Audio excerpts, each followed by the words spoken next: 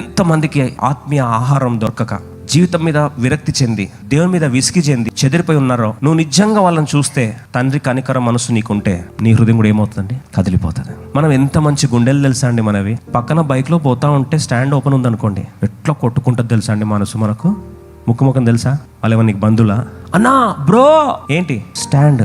There are bigger things, there are eternal things, precious things, things of the spirit bothering many of the people around us.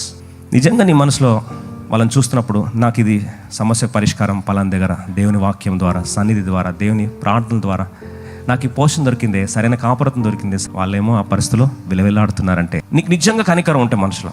సరైన టైంలో కోయకపోతే పంట ఏమవుతుందో చెప్తారా? పాడైపోతుంది. See, the right time, if it is not harvested, night time it is not, the crop is not taken, it is gone.